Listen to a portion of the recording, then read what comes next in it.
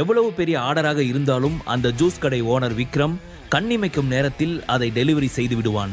இதை எப்படி செய்கிறான் என்று பல பேர் அவனிடம் கேட்டிருக்கின்றனர். அவர்கள் அனைவரிடமும் எனக்கு அதுக்கான பதில்லாம் தெரியாது என்று அவன் சிறு புன்னகையுடன் பதிலளிப்பான். அன்று சுவரில் மாட்டியிருந்த கடிகாரத்தை பதற்றத்துடன் பார்த்த விக்ரம் வாடிக்கையாளர்களுக்கு மும்முரமாக ஜூஸ் பரிமாறிக் கொண்டிருந்தான். அப்போது 4-5 விலை உயர்ந்த கார்கள் அவன் ஜூஸ் கடைக்கு வெளியே வந்து நின்றது. அதிலிருந்து கருப்பு உடை அணிந்திருந்த சிலர் கீழே இறங்கினர். அவர்களை பார்த்ததும், வந்துட்டானுங்களா, இவனுங்களுக்கு வேற வேலையே இல்லை போல, இன்னைக்கு இவனுங்க கிட்ட சிக்கணும், அப்புறம் லேட் ஆகிடும், அப்படி மட்டும் ஆச்சுன்னா அந்த முட்டைக்கண்ணி கண்ணாலே எரிச்சிடுவா, எஸ்கேப்டா விக்ரம் என்று முணுமுணுத்த விக்ரம் அந்த வேலை பார்ப்பவர்களிடம் கடையை ஒப்படைத்து விட்டு பின்வாசல் வழியாக வெளியேறினான். வெளியே வந்த விக்ரம் சுற்றம் முற்றம் பார்த்தபடி வேகமாக நடக்கத் தொடங்கினான். விக்ரம் அங்கிருந்து வெளியேறியதை பற்றி அறியாமல் கருப்பு உடை அணிந்தவர்கள் அவனது ஜூஸ் கடைக்குள் சென்றனர். ஆனால் அதற்குள் விக்ரம் கடையை விட்டு வெகு தூரம் வந்திருந்தான். நானெல்லாம் யாரு, காத்த கூட கையில பிடிக்க முடியும், இந்த காளையை பிடிக்க முடியுமா என்று உற்சாகமாக சொன்னபடி விக்ரம் குறுக்கு சந்தில் இருந்து பிரதான சாலையை நோக்கி திரும்பும் போது திடீரென ஒரு கார் வந்து அவனை வழிமறித்து நின்றது. அப்படி ஒரு நிகழ்வை எதிர்பார்க்காத விக்ரம் காரின் மீது முன்னோக்கி விழச் சென்றான். பின்னர் விரைவாக தன்னை சுதாரித்துக் கொண்டவன், எவன்டா அது என் மேலேயே காரை ஏத்த பார்க்கறது, முதல்ல காரை விட்டு கீழே இறங்கி வாடா என்றவன் அதன் பிறகே அந்த காரை கவனித்தான். அடுத்த கணம் மறுபுறம் திரும்பி நடக்கத் தொடங்கினான். அப்போது மற்றொரு கார் அவன் பாதையை வழிமறித்து நின்றது. அந்த காரில் இருந்து கருப்பு கோட் அணிந்திருந்த ஒரு முதியவர் இறங்கினார். அவர் பெயர் சுந்தரம். அவரை பார்த்தவன், நம்ம ராஜதந்திரம் எல்லாம் வீணாகிடுச்சே, இப்படி வந்து சிக்கிட்டியடா விக்ரம் என்று தன்னை தானே திட்டிக் கொண்டான். அப்போது அவன் முன்பு வந்து நின்ற சுந்தரம், என்ன தம்பி, எஸ்கேப் ஆகிடலாம்னு பாத்தீங்களா? ஆனா இன்னைக்கு என்னோட நீங்க வராம நான் இங்கிருந்து போக மாட்டேன் என்றார்.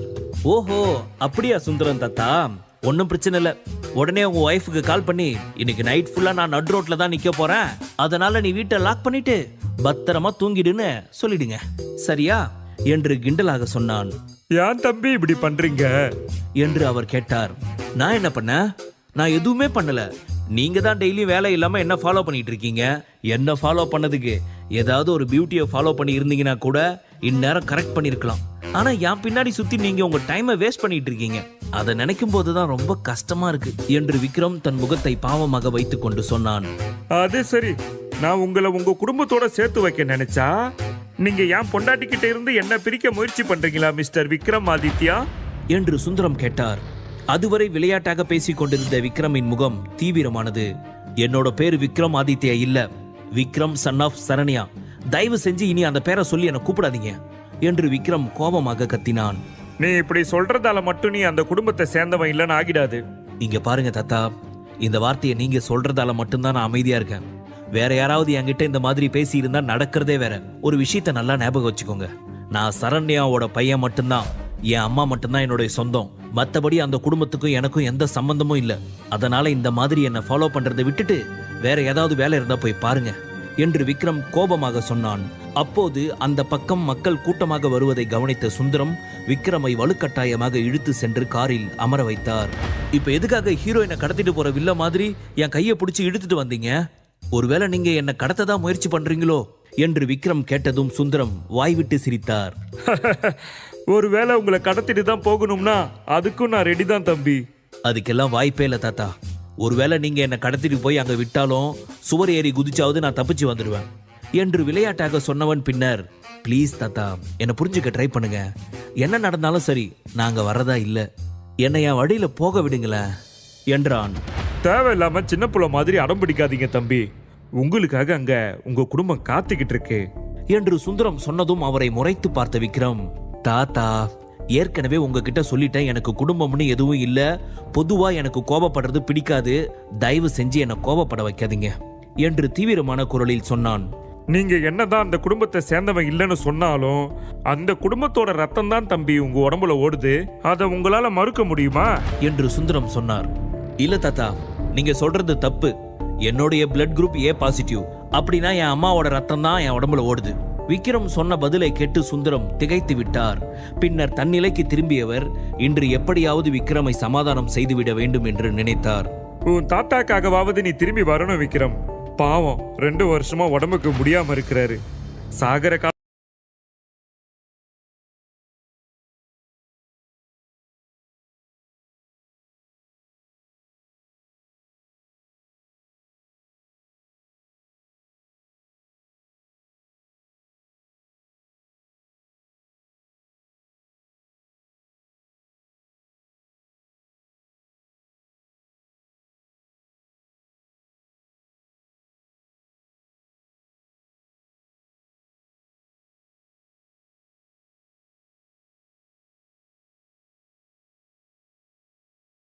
யாருமே போக சொல்லவே இல்லையே விக்ரம். நீயே தானே உன் அம்மா கூட போன. இங்க பாருங்க, நீங்க என்ன சொன்னாலும் சரி, நான் என் முடிவிலிருந்து மாறதா இல்ல. நடந்ததை நீங்க மறந்திருக்கலாம் தாத்தா, ஆனா நான் மறக்கல. இன்னைக்கு என் மேல இவ்வளவு பாசமா இருக்கிற அந்த பெரிய மனுஷன் அன்னைக்கு என் அம்மாவை அவமானப்படுத்தின போது என்ன பண்ணாரு? அவர் பையன் என் அம்மாவை கஷ்டப்படுத்தும் போது அதெல்லாம் பார்த்துக்கிட்டு சும்மா தானே இருந்தாரு. அவர் பையனை தட்டி கேட்கவே இல்லையே. என்னைக்கு என் அம்மாவுக்கும் அவங்க புருஷனுக்கும் விவாகரத்து ஆச்சோ அன்னைக்கே எல்லாம் முடிஞ்சு போச்சு. சரி விக்ரம், அன்னைக்கு உன் அம்மாவுக்கு நடந்த அவமானத்தை உன்னால மறக்க முடியல, அதை நான் ஒத்துக்கிறேன். அதனாலதான் நீ உன் அம்மா குடும்பத்தோட எல்லா உறவையும் முறிச்சுக்கிட்ட, அதெல்லாம் சரிதான். ஆனா ஒவ்வொரு நாளும் ஒவ்வொரு நிமிஷமும் உன்னை விட குறைவான அந்தஸ்து இருக்கிற புருஷோத்தமன் குடும்பம் உன்னை அவமானப்படுத்திட்டே இருக்காங்களே, அப்போ நீ ஏன் அமைதியா இருக்க? இன்னும் நீ ஏன் அந்த வீட்டோட மருமகனா இருக்க? இது மட்டும் நியாயமா என்று சுந்தரம் கேட்டார். ஓ, என்ன வேவு பாக்குறீங்களா? சூப்பர். ஆனா எங்க தாழ்ந்து போகணும், எங்க எகிரி அடிக்கணும்னு முடிவு பண்ண வேண்டியது நான் தான். அதனால என்ன வேவு பார்க்கறதை விட்டுட்டு உங்க வேலையை பாருங்க. என் வாழ்க்கை, என் விருப்பம், புரிஞ்சுதா என்று அவரின் கன்னத்தை தட்டியபடி சொன்னவன் பின்னர் காரை விட்டு கீழே இறங்கி வழியில் வந்த ஆட்டோவில் ஏறி சென்று விட்டான். சுந்தரம் விக்ரம் செல்லும் திசையையே பார்த்து கொண்டிருந்தார். விக்ரம் அங்கிருந்து வந்துவிட்டாலும் அவன் மனம் ஒரு நிலையில் இல்லை. ஆட்டோவில் அமர்ந்திருந்தவனின் எண்ணங்கள் அவனை அறியாமல் கடந்த காலத்திற்கு பயணிக்க தொடங்கியது. ஆதித்யா குடும்பம் சென்னை நகரம் மட்டுமின்றி இந்தியாவிலேயே பிரபலமான பணக்கார குடும்பங்களில் ஒன்று. ஆதித்யாவிற்கு ஒரு மகன், 2 மகள்கள் இருந்தனர். மகன் சம்பத், மருமகள் சரண்யா சம்பத். சரண்யாவின் ஒரே மகன் விக்ரம் ஆதித்யா. சம்பத்தும் சரண்யாவும் நெருங்கிய தம்பதிகளாக இருந்தனர். ஆனால் விக்ரமிற்கு 10 வயசு இருக்கும்போது சம்பத்தின் நடத்தையில் மாற்றம் ஏற்பட்டது. அதை அறிந்த சரண்யா சம்பத்திடம் நியாயம் கேட்டார். அதனால் கோபமடைந்த சம்பத் சரண்யாவை அடித்து வீட்டை விட்டு வெளியேறுமாறு சொன்னார். அதற்கு மேல் அவருடன் வாழ விரும்பாத சரண்யா தன் மகன் விக்ரமை அழைத்து கொண்டு வீட்டை விட்டு வெளியேறிவிட்டார். சில நாட்களுக்கு பிறகு தன் கணவரிடம் இருந்து விவாகரத்து வாங்கிவிட்டார். ஆனால் ஜீவனாம்சம் தருவதாக சம்பத் சொல்லிய போது அவருடைய பணம் 1 பைசா கூட தனக்கு தேவையில்லை என்று பிடிவாதமாக மறுத்துவிட்டார். தன் தாயை அவமதித்த குடும்பத்தில் இருந்து வரும் சொத்தை பெறுவதில் விக்ரமிற்கு விருப்பமில்லை. சிறு வயதிலேயே விக்ரமின் மனதில் தன் தந்தையின் மீது உண்டான வெறுப்பினால் அவன் ஆதித்யா குடும்பத்தை விட்டு விலகி இருக்க நினைத்தான். அதற்கு சான்றாக அன்று முதல் தன் பெயருக்கு பின்னால் இருந்த ஆதித்யா என்ற தனது தந்தையின் குடும்ப பெயரை நீக்கிவிட்டு தன் தாயின் பெயரை சேர்த்து கொண்டான். ஆதித்யா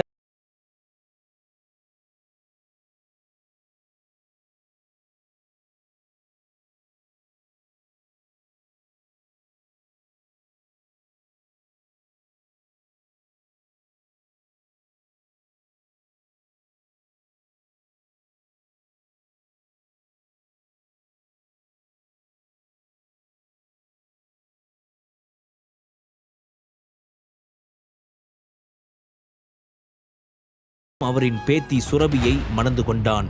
அவளுக்கு விக்ரமை திருமணம் செய்து கொள்ள சற்றும் விருப்பமில்லை. ஆனால் தன் தாத்தாவின் கட்டாயத்தின் பேரில் அவள் அவனை திருமணம் செய்து கொண்டாள். அவர்களுக்கு திருமணம் நடந்து 2 ஆண்டுகள் ஆகியிருந்தாலும் இன்று வரை அவர்கள் இருவரும் தம்பதிகளாக இருந்ததில்லை. ஆனால் இப்படி ஒரு திருமணம் நடக்க என்ன காரணம் என்பதை அவனும் புருஷோத்தமனும் மட்டுமே அறிவர். இப்போது புருஷோத்தமன் உயிரோடு இல்லாத நிலையில் அந்த ரகசியம் பற்றி அறிந்த ஒரே நபர் அவன் மட்டும்தான். கடந்த காலத்தை நினைத்து பார்த்த விக்ரமின் மனம் கனத்தது.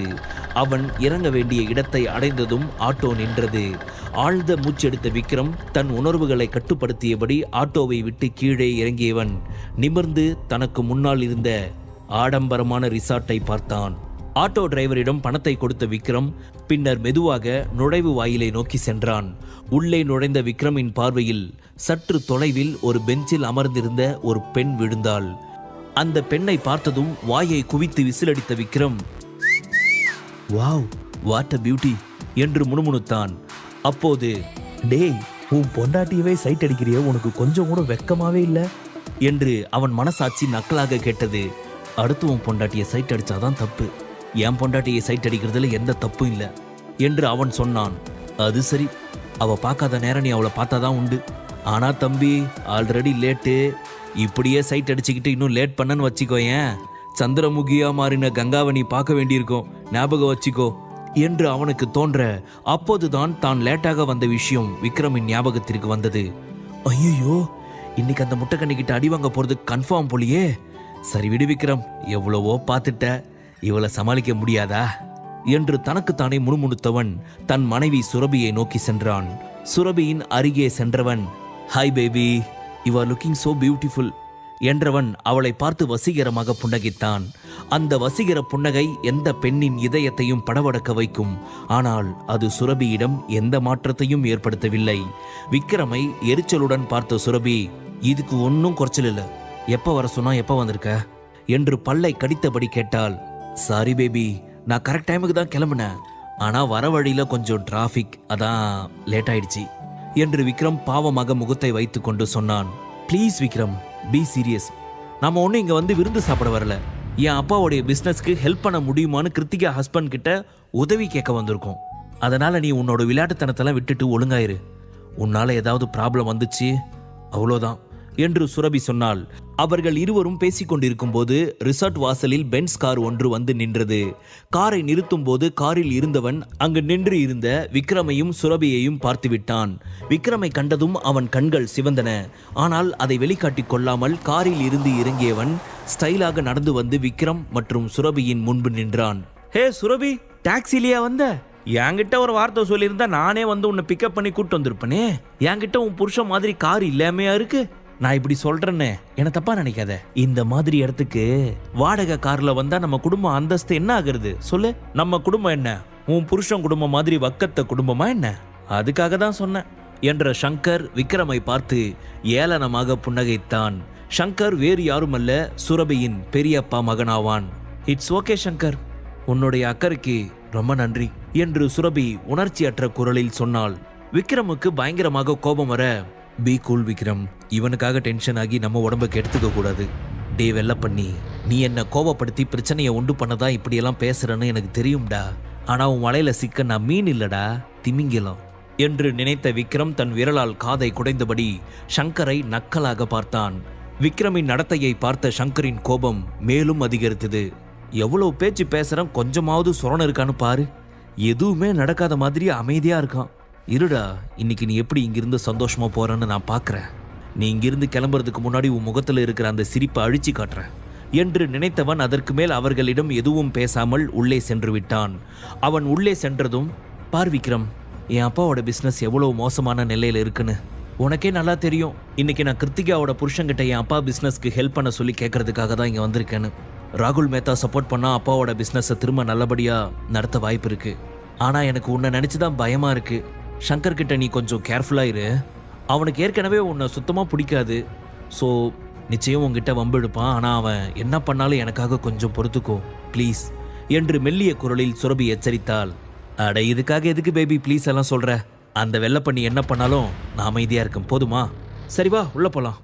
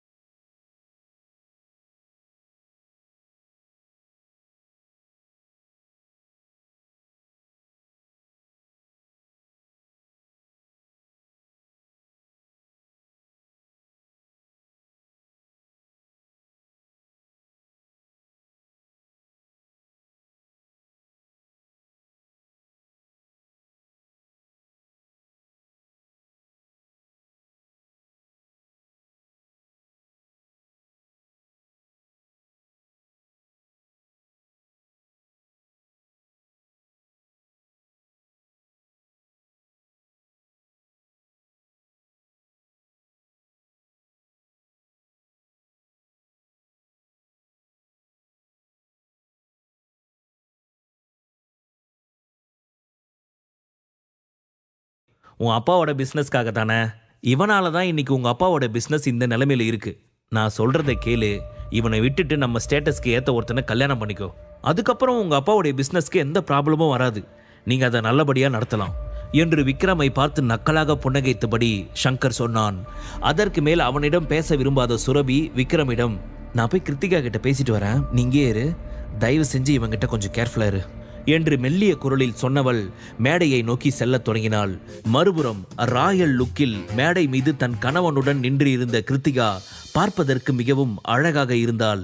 கிருத்திகாவை பார்த்து புன்னகைத்த சுரபி, ரொம்ப சந்தோஷமா இருக்கு கிருத்திகா, ஹாப்பி மேரிட் லைஃப், நீ எப்பவும் இதே மாதிரி சந்தோஷமா இருக்கணும் என்றாள். சுரபியை பார்த்ததும் கிருத்திகாவின் முகம் மாறியது. சுரபியை ஏறெடுத்து கூட பார்க்க விரும்பாதவள், உன் கிஃப்டை ஒரு ஓரமா வச்சுட்டு கிளம்பு என்றாள். இதை கேட்ட சுரபி முகத்தில் அறை வாங்கியது போல உணர்ந்தாள். இருந்தாலும் தான் அங்கு வந்த காரியத்தை மனதில் கொண்டு கிருத்திகாவை பார்த்து வலிய புன்னகைத்தவள், நான் உன் கூட கொஞ்சம் பேசணும் என்றாள். நீ என் கூட பேச வேண்டிய அவசியம் இல்லை. எதுக்காக நீ இங்க வந்த? எதுக்காக இவ்வளோ காஸ்ட்லியான கிஃப்ட் வாங்கிட்டு வந்திருக்க? எல்லாமே எனக்கு தெரியும். உன்னோட இந்த நரித்தந்திரம் எல்லாம் என்கிட்ட வேலைக்காகாது.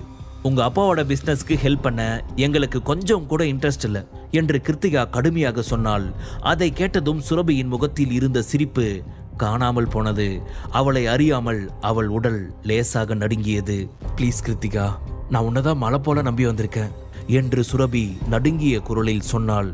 மேடைக்கு கீழே அமர்ந்திருந்த விக்ரமை ஒரு பார்வை பார்த்த கிருத்திகா பின்னர் திரும்பி சுரபியை பார்த்து, சரி, நான் உனக்கு ஹெல்ப் பண்றேன், ஆனா அதுக்கு ஒரு கண்டிஷன் இருக்கு என்றாள்.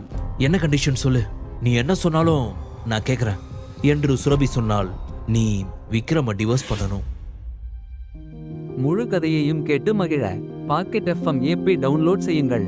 லிங்க் டிஸ்கிரிப்ஷனில் கொடுக்கப்பட்டுள்ளது.